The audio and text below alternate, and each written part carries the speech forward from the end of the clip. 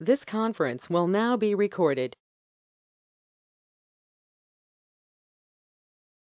Okay. Hey, everybody.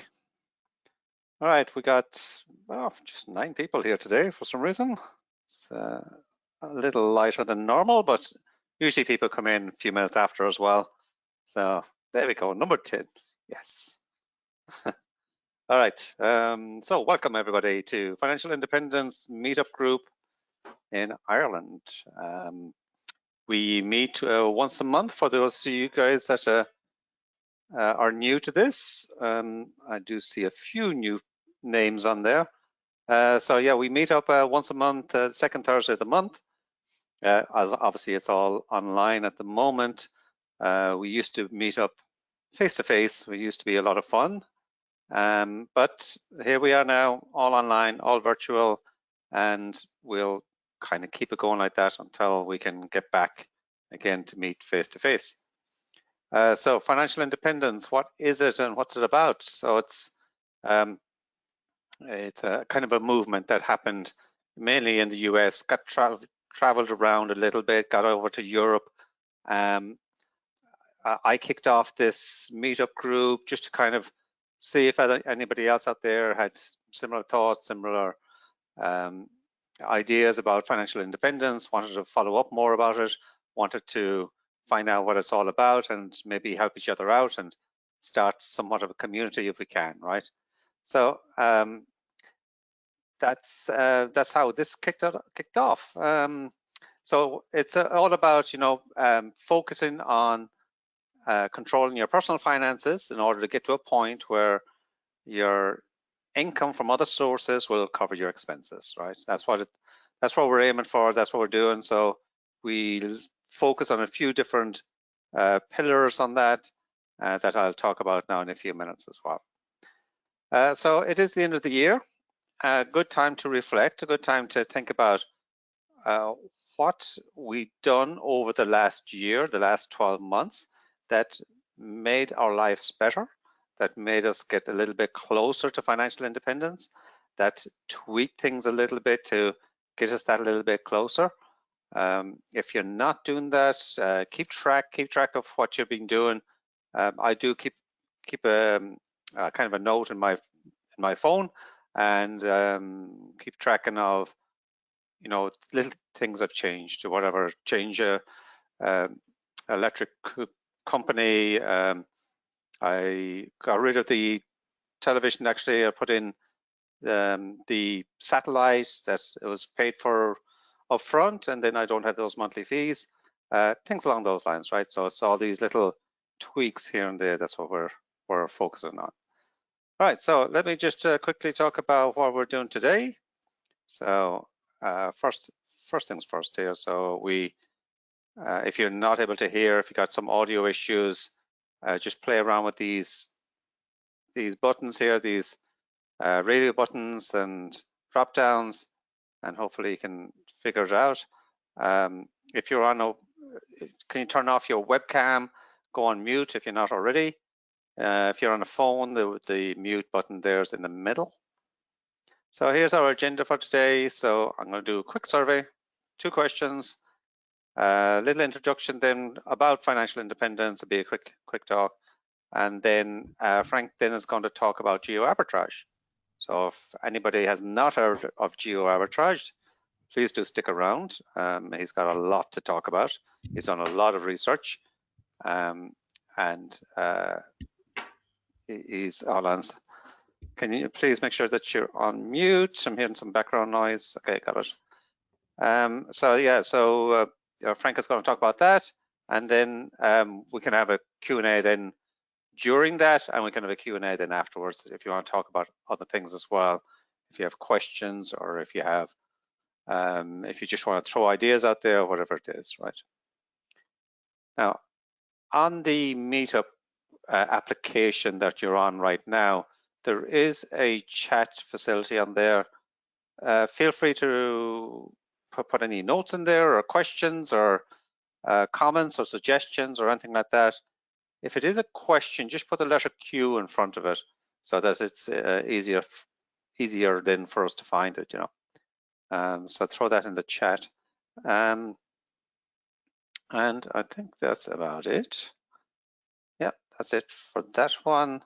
So let me just stop sharing the screen for a minute, and I'm going to share it again with something else.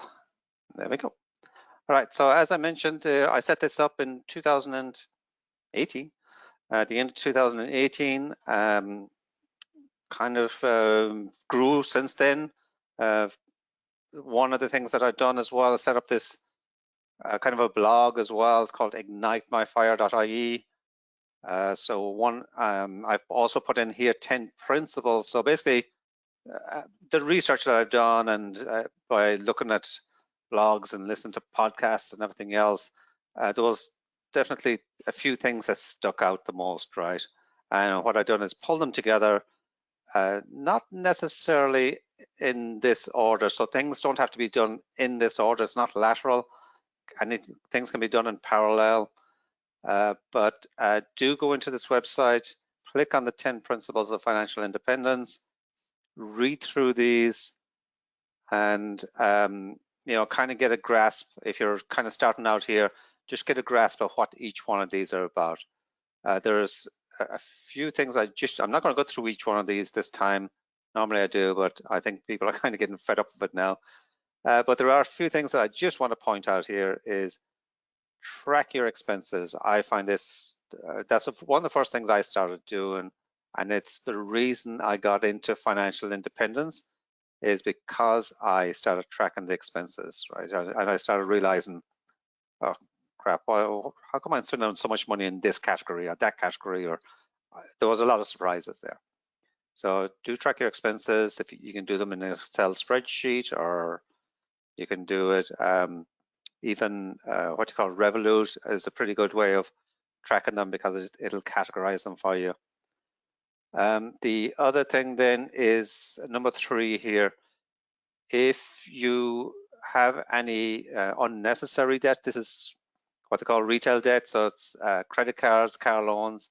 These are going to be high interest debts. Try and get rid of those as quickly as possible. If you don't, they'll drag you down. It's going to be very difficult to get to financial independence if you have these running at the same time. And then one other thing then would be the pension, where is it, number 5 there.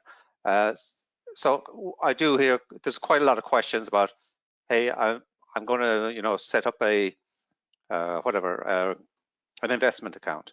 What should I invest in? Well, before you start setting up investment accounts or doing anything like that, take a look at your pension and see if are you putting any money into that? Are you putting extra money into it like AVCs? The reason for that is your money would be better in a pension than in an investment because your money is going into a pension pre-tax. So if you're on that 40% bracket, you're actually making 40% on your money immediately. As soon as that money goes in there, you've made 40%, because if it didn't go in there, you'd have lost 40%, right? That's if you're on the top bracket, right? There's other advantages to it as well. Like, for example, you're not going to pay any tax on that until you start taking that money out. So it could be in there for 40 years and you're never going to pay tax on it until you start taking it out. And even then, when you start taking it out, you should be on a lower tax rate at that point. So you're going to be able to pay less taxes on it. So it's a good way to, it's something to think about, really. It's something to make sure you consider this before investing because of those advantages. And of course, once you do have some, you're putting some money in there, it's also a good idea then to do investments and in different things, so you gotta speculate, right? Speculate to accumulate. So look at investments, look at tax, look at ETFs, look at stocks as well if you wish, other things as well, right?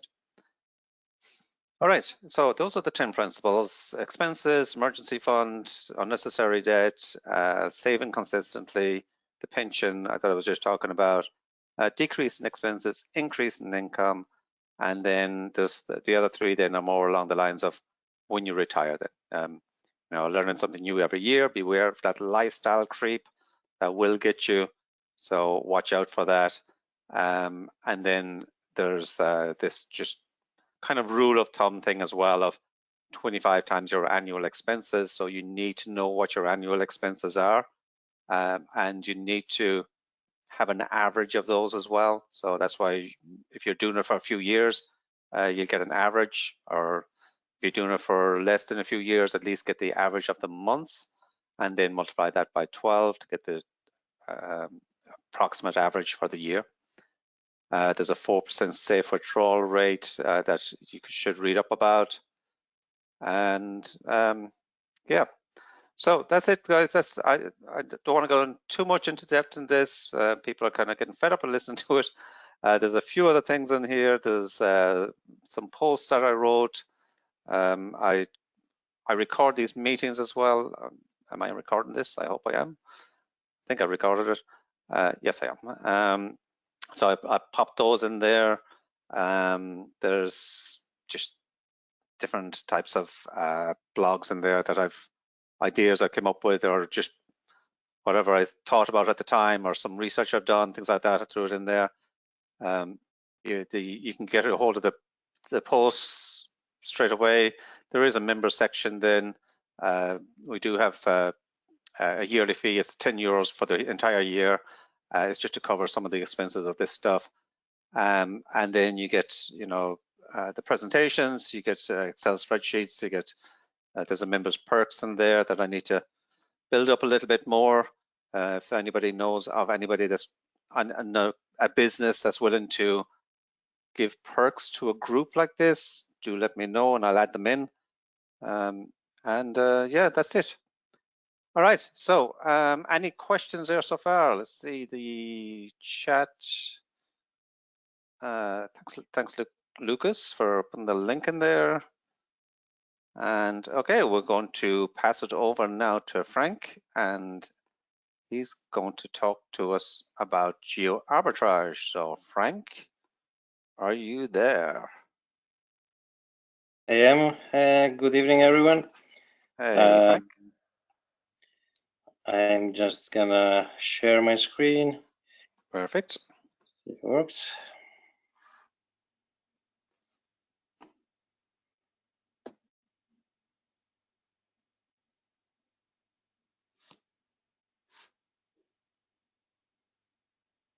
Okay, we see your screen. Sorry, it was a bit slow.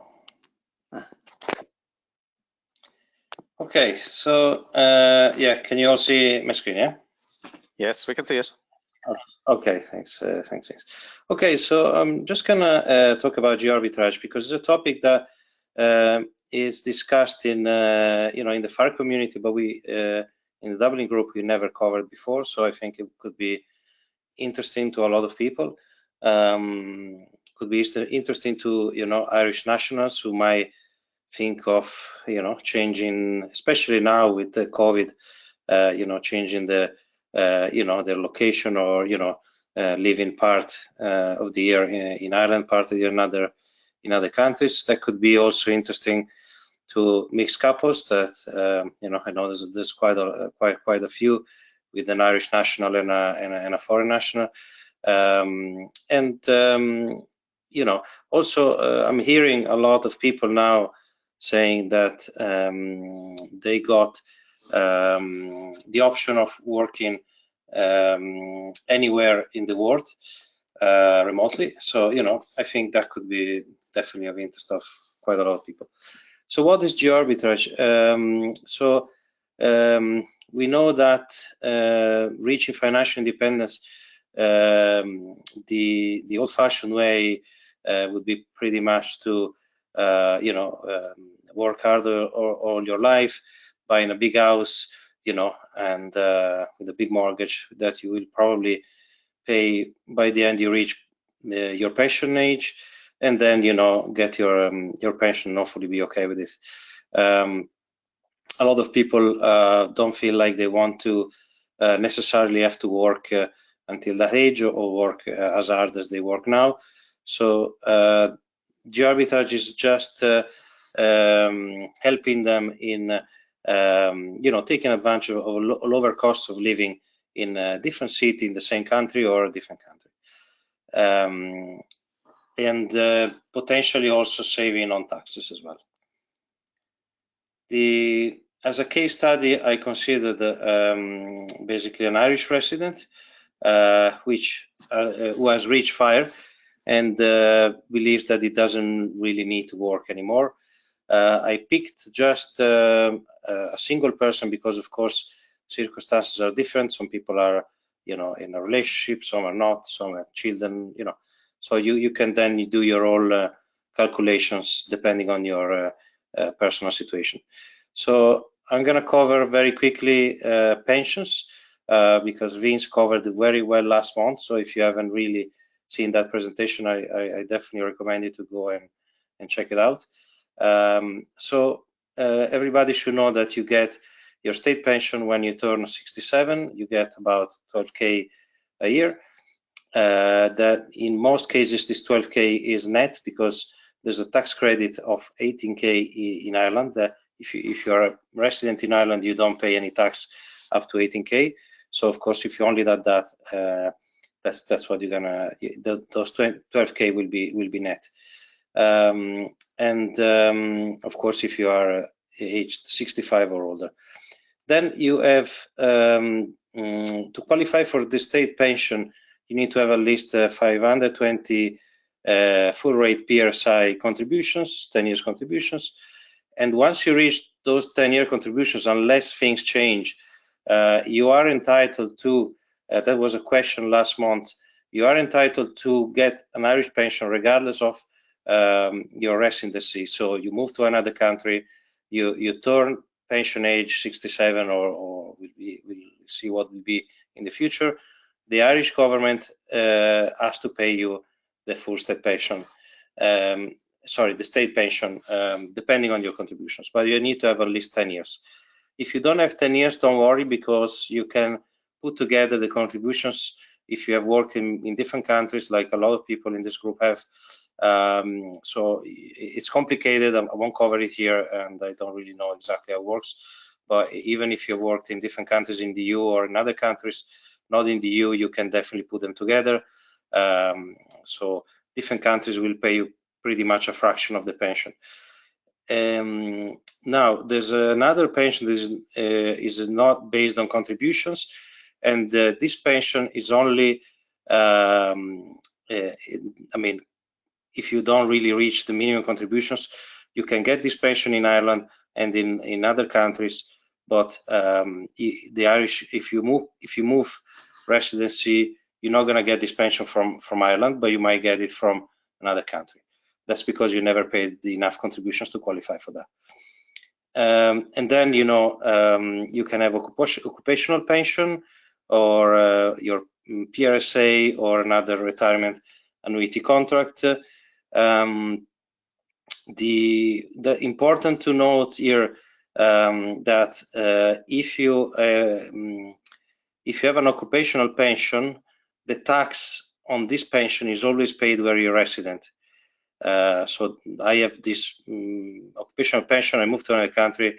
I no longer pay tax on that in Ireland, but only in the country where I'm resident. But there are some differences when you have PRSAs on ARFs, because these pensions are subject to Irish tax, regardless of your residency. So that's, you need to be very, very careful with that, especially if you are planning a move, because your PRSA will be still taxed in Ireland, which is usually not too bad anyway, because Ireland has good rules for that. And then just covering very quickly, you can take a tax-free lump sum with a maximum of 200K, and again, there's different taxation depending on the, of course, on how much is your pension pot. And then once you once you've taken that free lump sum, you can then buy an annuity or or an ARF, basically opt for an ARF. So annuity is where you get basically a fixed amount of pension, and that will be it, and will not be inherited. So once you're dead, it's pretty much gone. So that's why the most people go for an ARF, because they still remain in the market, which is the best thing to do, and then it usually grows better, and then you can it can be inherited as well. Okay, so other things that a normal Irish resident that is has reached f.i.r.e. could have is stocks, bonds, mutual funds, precious metals, royalties, ETFs, crypto, whatever, and also property. In case of property, you need to remember that if you are renting and only relying on the state pension, that's going to be one of the considering the high rents in this country, that's going to be very, very difficult for you to retire earlier, and even if you have reached your pension age, your pension might not cover, might not give you much room when you have to pay rent in your old age. So that's why I would personally recommend to buy a property, not necessarily in Ireland, but a property for your retirement would be actually good, so you don't have to pay rent when you're older. I've done a few calculations based on this information. I took this information from the internet, so certain sites that tells you exactly the cost of living in many countries. So I will refer to that in this presentation. It seems that the average monthly cost for resident in Ireland is about 845 euros, not including rent or mortgage. Likely to be higher because we are having quite a high inflation this year and probably in the next years. So we can estimate that for a family that would be approximately 4,800 the monthly costs of living, and including rent or mortgage. Of course, this is an average, so it could be very different depending on the different families. So the two options that I was talking about earlier are relocate to a cheaper location within the same country, or relocate to a cheaper country where you pay also less tax. We are going to cover now these two options and see if any of these options could be for you. Maybe not now, but in the future. So according to Irish Mirror, the cheapest place to live in Ireland is the County Leitrim. This country is the most affordable for buying and for renting. It's getting less affordable, of course, because it was, I think, much better before COVID, but that's the way it is. I think I've been thinking about a few strategies here. If you want to relocate to this county, either because you are already f.i.r.e. or because you can work from home and you don't mind the location. So in considering taxation in this country, I think the best thing would be if you already own a property. If you own a property for many years and is at retirement, your mortgage is fully paid off, I would suggest that you definitely sell that property and then use the difference to live in Leitrim. So you could buy another property in Leitrim for much less if you are coming from a more expensive county, or even if you choose not to buy any more property, you can just rent and use the cash to live on, or put it in a lower risk investment. That's because you don't pay any capital gain tax on the sale of your primary residence. So you can potentially, if you own your property for 20, 30, 40 years, you could potentially have quite a big capital gain, and that would be very tax efficient. You wouldn't pay anything, any tax on it. So it works better for of course, people who have who are already in their 60s and don't have many years ahead.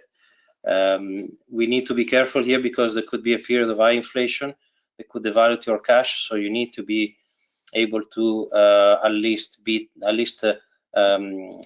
sure that your money doesn't lose value with inflation. So maybe you could buy a few more different currencies, precious metals, government bonds.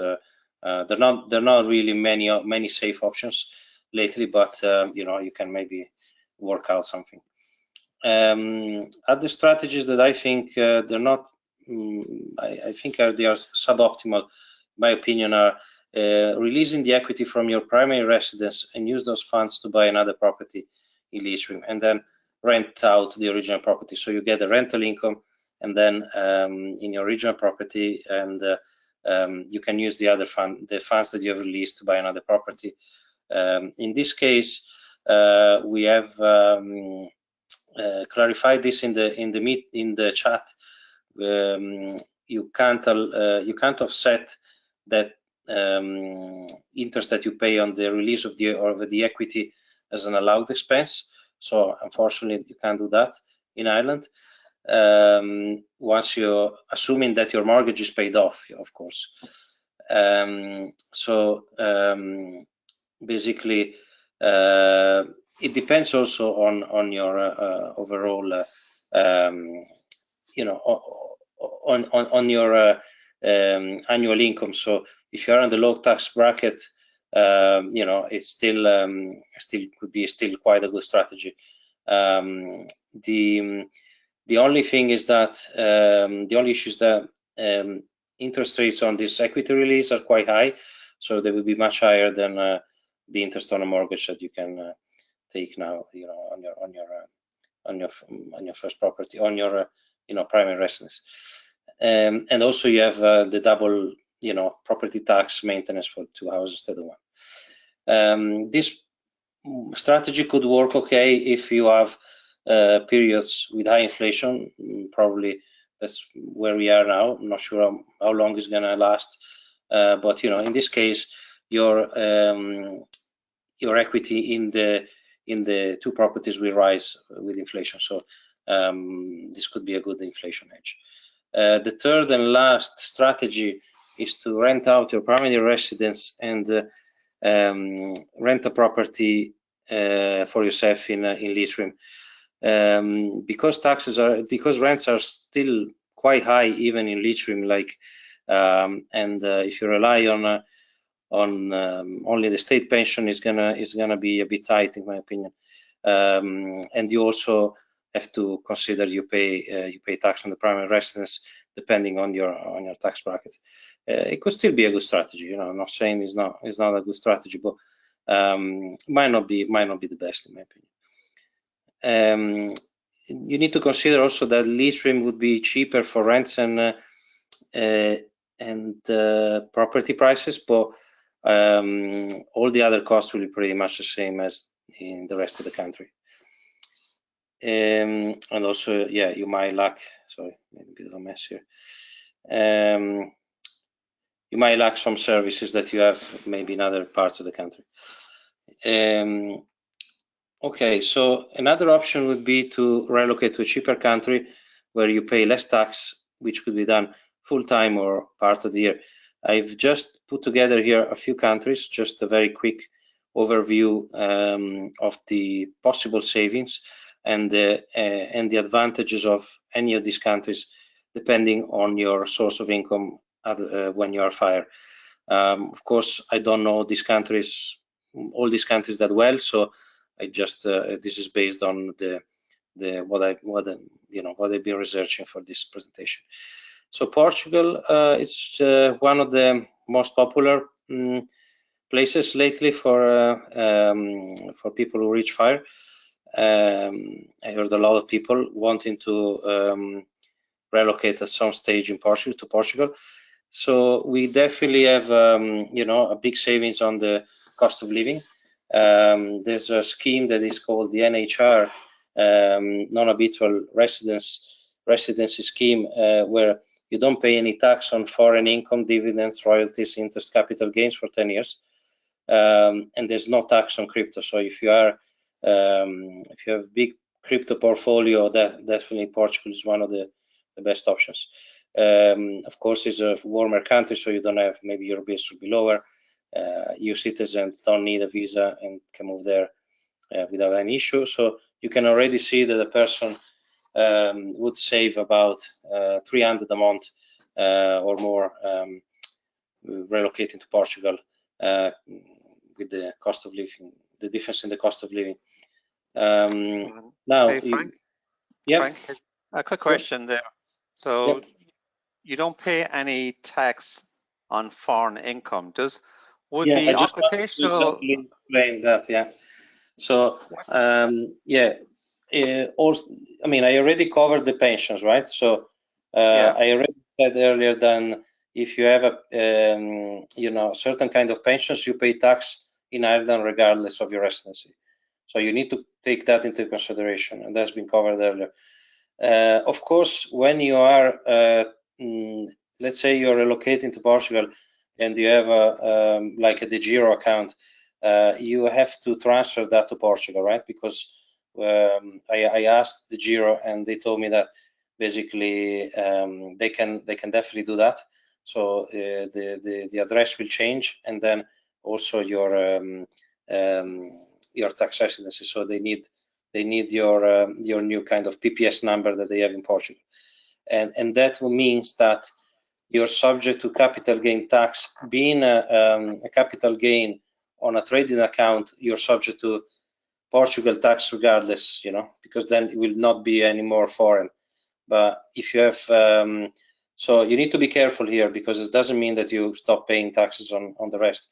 But let's say you have foreign rental income, so you rent in your property that you have in Ireland, and in that case you don't pay. You pay only the Irish tax. You don't pay the Portuguese tax, because the property is based in Ireland, not in Portugal.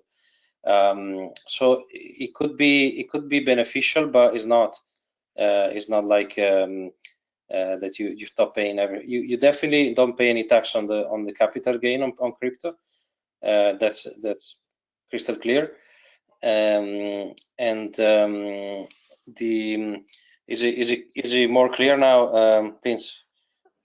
I think so, yeah. So you're saying that even with an occupational pension, if I was to move to Portugal, I would still pay tax on that occupational pension in Ireland. Yes, I did cover it here. Yeah. So going back, I covered it really quickly because I'm conscious of the time. So we did say that. Where is it now? Just to show you. Okay, tax on private sector or occupational pension is always paid when you're resident. So no, you are actually, your occupational pension, you pay tax only in Portugal. But if you have a PRSA and if you have also a public service pension, you pay always tax in Ireland. Sorry, I get it confused. Okay. So if you have an occupational pension that is not a PRSA or a public pension, then you will pay it based on your residency. And if you're a resident of Portugal, then you would pay the tax in that country. Yes, but you need to check. Yeah, I believe so. Yeah, that's definitely the rule. Of course, double check everything with an accountant. My advice is to check with an accountant, actually with two accountants, one in Ireland and one in Portugal, just to make sure you get things right. So the issue with Portugal is that it used to be better, but now there's a 10% tax on pension, so if you only have the state pension, you might be better off actually being taxed in Ireland rather than in Portugal. Also, this scheme doesn't last more than 10 years, so then you pay quite a lot of taxes, because Portugal is a high tax country if you're not really apply for this scheme. Also, if you are considering drawdowns like PRSA, or you have a trading account still, yeah, you pay quite the, I think capital gain tax in Portugal is 26% or something, or 28, I don't remember. I know we might have some Portuguese people here to confirm. Anyway, it's not as high as Ireland, but it's not even great. Of course, you're still saving some money in cost of living. You can definitely rent for cheaper as well in Portugal. Rural properties are quite cheap, so you could actually, if you are on a low budget, you can definitely consider buying as well, because you would then not pay any rent in Portugal as well. Then we move on to Greece. Greece has pretty much a similar cost of living than Portugal, so you would definitely save some money moving there. There is a new scheme that was for pensioners, which came out in 2019, and is actually better than the Portuguese one now, because the last 15 years instead of 10, and the tax rate on pension is and any foreign income is only 7%.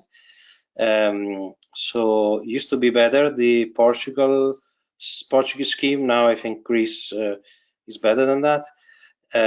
Of course, he has all the similar benefits than Portugal. In theory, you don't pay capital gains from the sale of stocks, but I couldn't really well understand how this works, so I just say the way I saw it. I just show it here the way I saw it, which is if the holding rate is higher than 0.5% of the share capital gain tax is applied at a rate of 15%. I don't quite understand how it works. If there is any Greek person here, my help. Anyway, it's still much better than Ireland. At worst case, you're gonna pay 15% rather than 33%. Yeah, then of course there's a bit of a services like healthcare in Greece is not as good as Portugal, and then you have to consider other things. It's definitely a very good scheme, and again, renting and buying properties in Greece is cheaper. In a lot of these countries where like Greece and Portugal, where also there's a lot of tourists, you can imagine that properties in coastal locations or holiday spots would be much more expensive than in inland or other locations. So if you really want to save, yeah, picking like a rural property would make you save quite a lot of money. Then next, Italy. It has a slightly lower cost of living, but not that much lower than Ireland. It introduced a new scheme in 2019 with a 7% flat rate on any income, on any foreign income for pensioners, which is pretty much the same as Greece, but only lasts 10 years, and it has some limitations because you have to basically pick a town of maximum of 20,000 residents in a few regions of the south of Italy.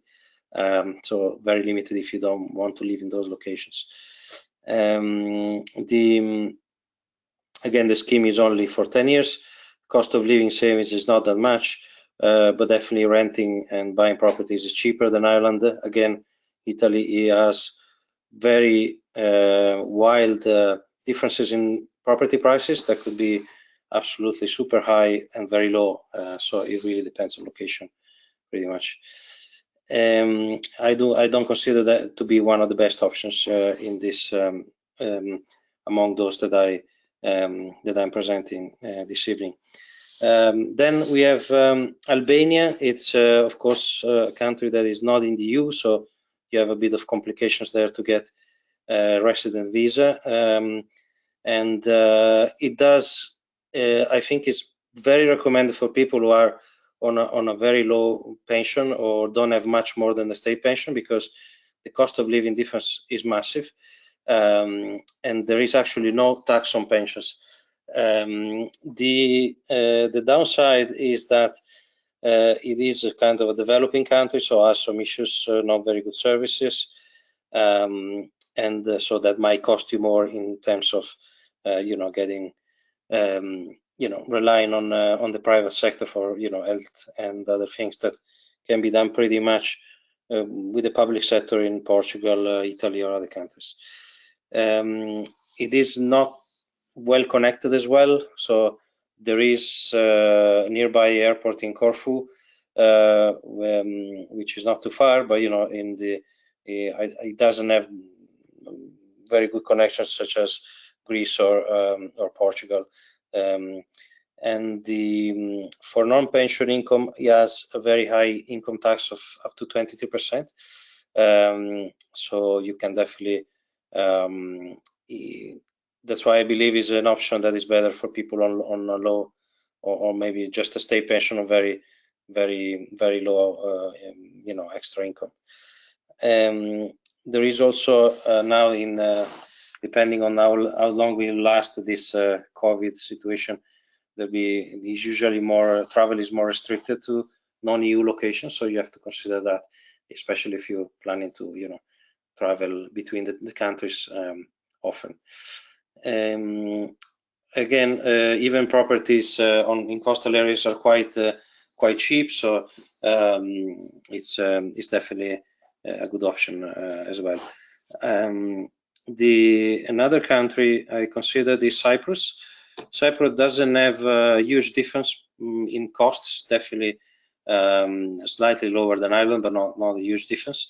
It has definitely better services than Albania, and also English is spoken, so that's a big advantage. And being in the EU, you don't need any visa. Cyprus has a lot of tax benefits. The foreign pensioners are taxed at a flat rate of 5% on amounts in excess of 3,000 euros. So you would pay, very little tax on your pension. There's no capital gain tax on the sales of shares, so this is a big plus for Cyprus. And there's no income tax below 19,000 euros. And also the non-dom taxation is available, so you could even decide not to remit to the country more than 19K a year and pay absolutely no tax in Cyprus. So if you opt for this, for the non-dom taxation. There are good good travel connections with different countries. There are some areas that are quite dead in the winter, so there's not much going on. So you have to maybe pick a location that maybe, depending on your strategy, might be a bit more where the residents live more, rather than a touristy area where it's packed for 2-3 months a year, and then there's nobody around for the rest of the year.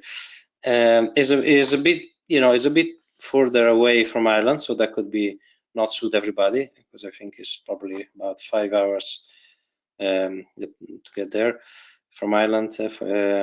And definitely, if you have quite a lot of other income like foreign rental income, private pension, and the rest,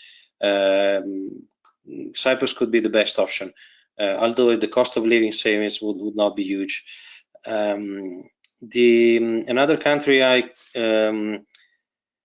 I checked was Hungary. Hungary has cost of living that is one of the lowest, so you would save quite a lot living there. Pension is exempt or tax, so that's a very good thing. It has the advantage of being in the heart of Europe, so you can travel if you want to many other countries very quickly by car or by train.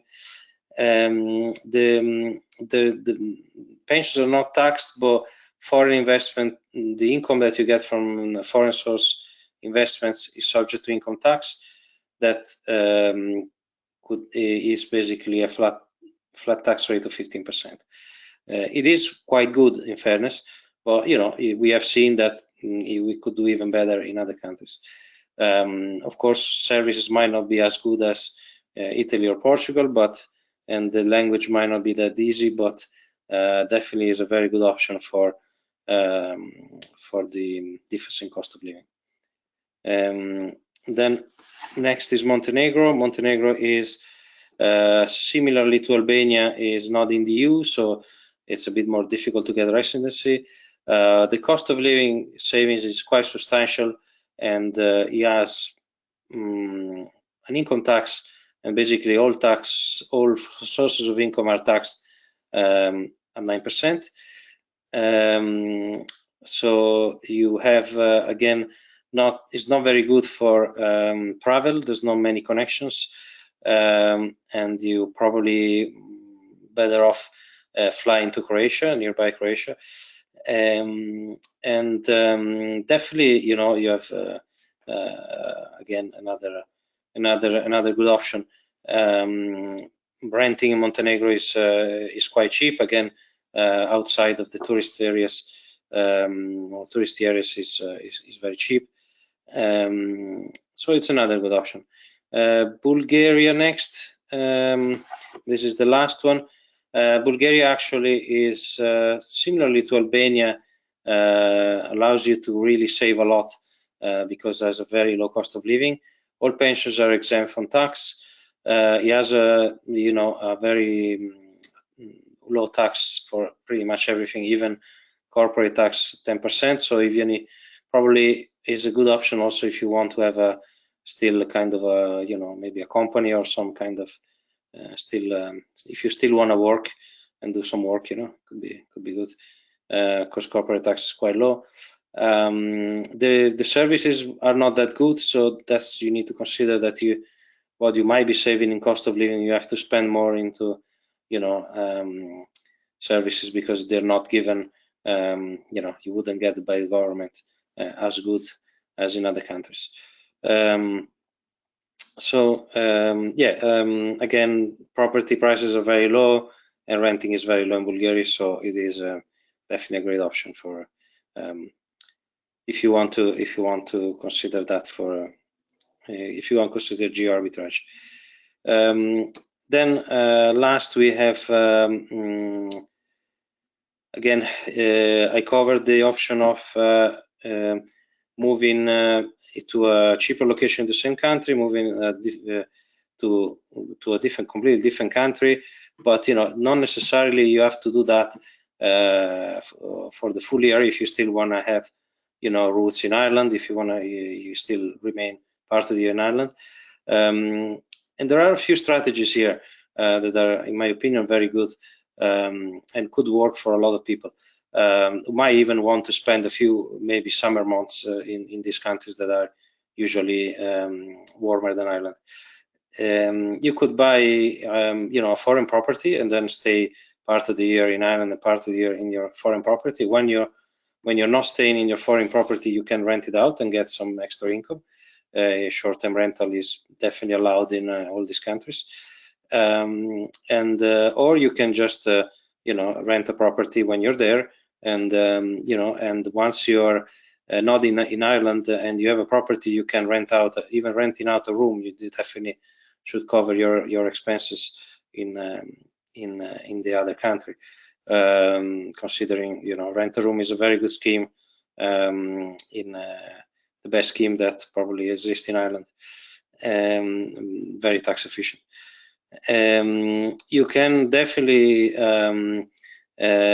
with moving to one of these countries would allow you to save definitely on rents if you're renting, or find a property that is cheaper, of course. You could save a lot in capital gain tax, because capital gain tax in Ireland is one of the highest rate in the world. You could also go private, have your private health insurance, and at a much lower cost than in Ireland. And of course, the eating, drinking out, and if you are into drinking and smoking, definitely you will definitely save massively in these countries. So that's pretty much it for me. I don't know if you have any question, or I'll leave it to Vince. Thanks a lot, Frank. Appreciate that. That's a lot of knowledge there. Yeah. done a lot of research. Hermie would like to know, did you take a look at Turkey yet? No, I didn't take a look at Turkey, of course, because I can't. I only picked the countries that are closer to Ireland as well. Okay. Yeah, there's a few more that could be interesting, of course, but I couldn't really Yeah. cover it all. I don't particularly. I mean, Turkey is more difficult because it's not in the EU. The currency is very unstable. There are some geopolitical risks as well. So this. I don't. I mean, it's a good option for many people, I'd say, but. Yeah. I think there are safer options as well. There's quite a bit of political political issues, I think, in Turkey at the moment. But it's just a personal preference, and I'm sure that you can definitely make save a lot in moving to Turkey or even part of the year. So it definitely is an option that is worth considering. Yeah. A personal question here, actually, Frank, is are you thinking about doing geo arbitrage? Are you thinking like when you retire that you'll go to another country? Yeah, it's an option. Definitely is an option for me. Yeah, I would still. I think I would still live in Ireland, but might think like spend a few part of the year might be an option for me. Yeah. Right. And out of those countries, which one would you choose? Personally, Cyprus. I think it's the fact that it's not taxing you on capital gains. I think is massive. The income tax is paid only on over 19K, so I think it's a very, very good option. But there are a lot of good options, I think. Yeah, definitely. Yeah. I also read that you're an ordinary resident of Ireland for 3 years, as long as you've been here for 3 years, right? Yeah, I forgot that. Yeah. So let's say just a practical example. Let's say you have a trading account with the Giro, which most people have in this group. So you're moving to, let's say, Portugal. Then you have to change your address there. If you are, of course, selling anything during those 3 years, you still pay. You first pay the Portuguese tax, and then you would have to pay the difference to the to Ireland, basically, within those 3 years. So you will have to wait. Also, same applies to crypto gains. Property is different because property you pay tax in the country where property is located. But in terms of pension follows different rules. But of course, there's an exception if you are not domiciled in Ireland, so you have foreign income that you never remitted to Ireland, and you're not planning to remit to Ireland in those 3 years, you're still not paying Irish tax. Yeah. That's okay. All right. So from Austin, to avoid capital gains tax, do you need to be resident in the other country for 3 years? Oh, sorry, Austin, I took that one from you. To avoid paying Irish capital gains. So I believe, Frank, you just answered that one, right? Yeah, I did. Yeah. Austin, +1 for sharing. So some people would like to know if you can share this presentation as well. Yes, this presentation has been sent to you already, Vince. So you definitely I'll be sharing that on your site. Okay. Yeah. So I'll share it on the site. Yeah. Any further questions for Frank? Has anybody in the group thought about geo arbitrage or done any research on it? You can either type it into the chat or you can unmute yourself if you want.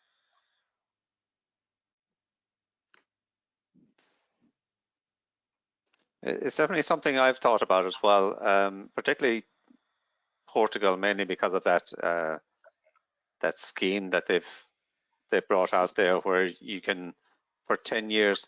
I don't know if it's 10 years from the date you get there, or is it 10 years from the date they started the scheme, where you get. No, 10 years. 10 years since you moved there. Yeah, of course. Yeah. Since you moved there, okay.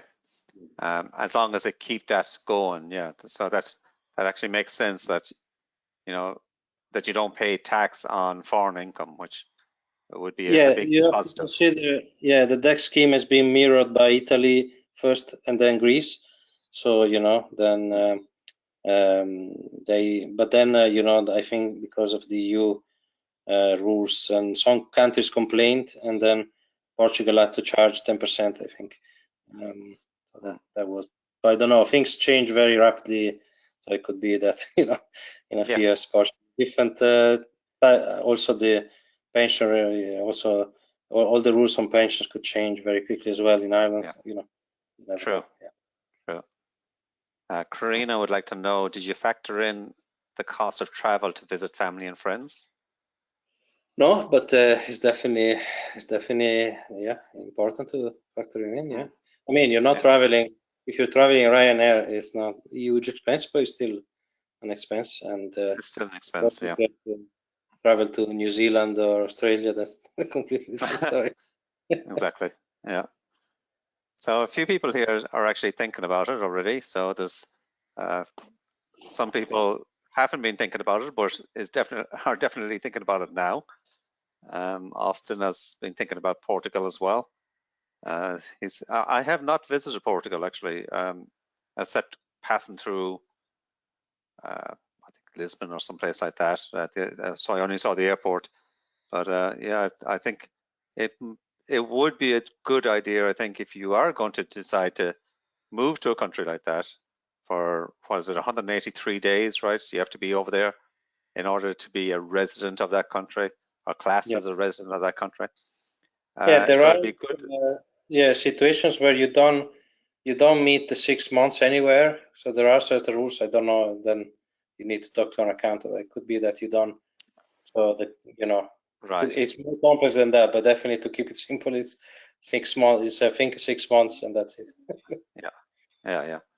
Yeah. So it would be a good idea to go visit the place and make sure you know where you're headed to and whether you like that area and things like that. Yeah, absolutely. Yeah, because a lot of these places could be quite dead in winter as well. So you need to do maybe make sure that you pick, if you're really moving for good full time, you need to make sure you're not maybe in a tourist spot where you see people only 2 months a year. Then there's no way Exactly. you're actually in a ghost town. So Yeah.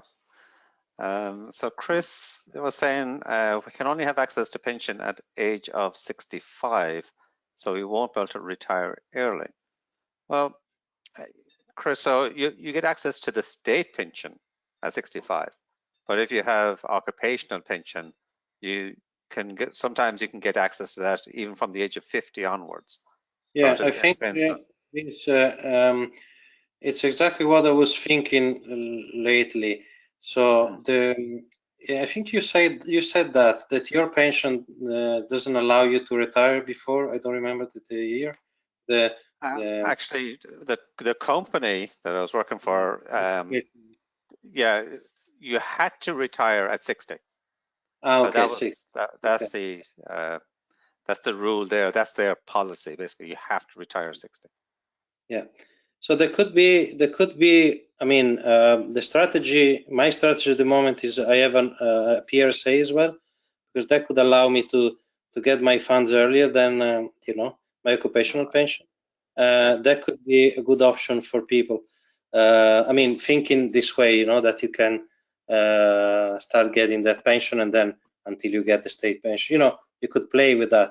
I was also thinking to for another meetup maybe next year, try to see what's the fastest path to f.i.r.e in Ireland, starting from absolute zero when you're young, and Yeah. I don't know if there is a fast part of getting to financial independence, but there might be some paths that are a little bit faster than others.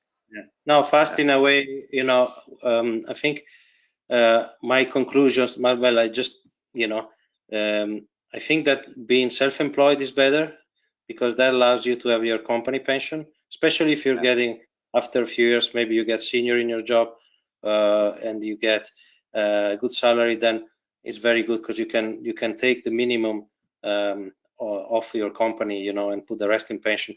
That you can't do that as a PAYE. So that's a strategy that actually I didn't think about years ago that I could have done. And also I think that I know you're very you agree with me a lot on this. You know, I think buying your first property is a very good idea, and using the rent a room scheme is just is one of the quickest path to f.i.r.e in this country. That's so you know. So what Frank is talking about there is the rent a room scheme.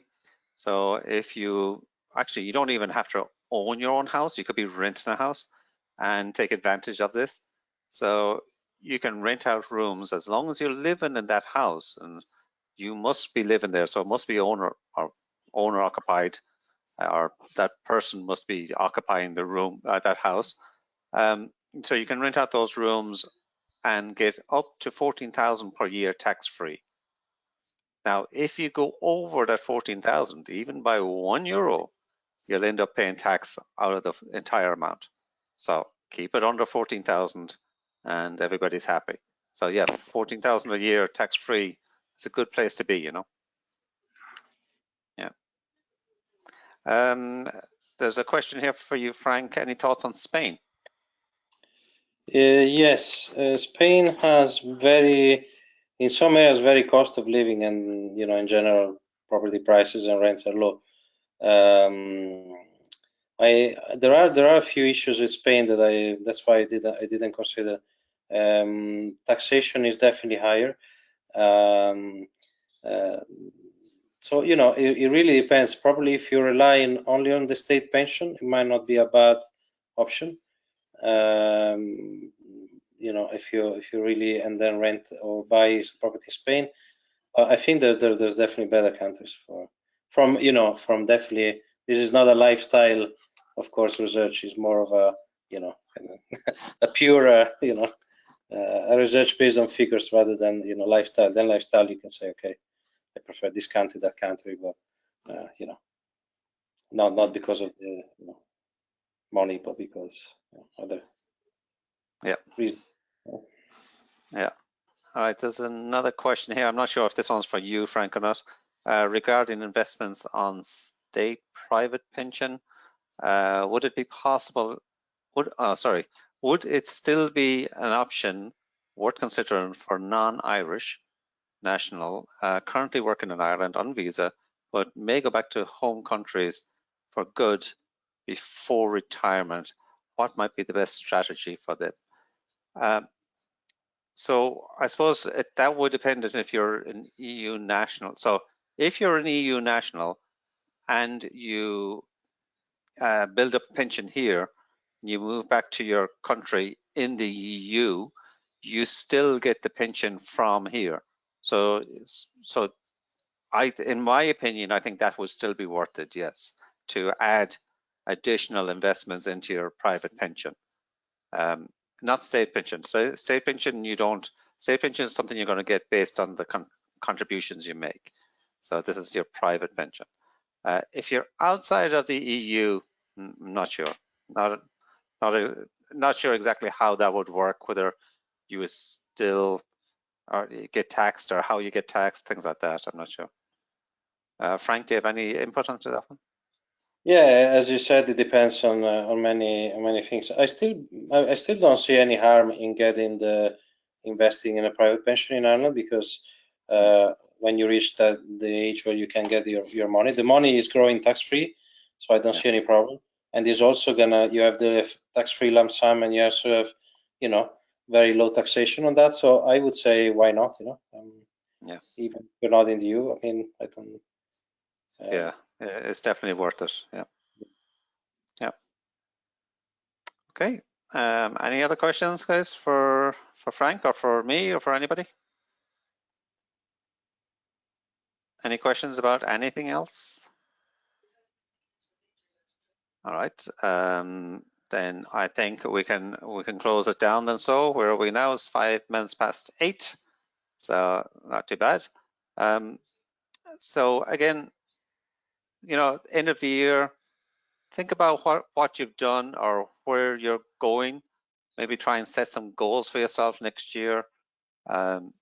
Think about the the 1% rule as well. So if you can, let's say you're cutting expenses, or you're increasing your income, or you're focusing on any of those things, or increasing savings, things like that, just tweak it by 1% a month type thing.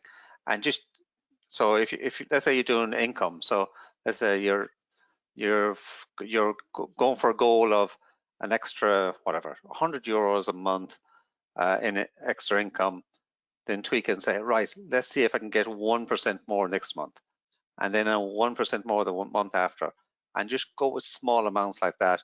That really helps, because you're not putting pressure on yourself, and that grows really quite quickly, actually. So you'd be really surprised on what you can do with that. But do think about what you've done for the year. Think about the changes, the little changes you made, the tweaks you made, what has got you to where you are right now.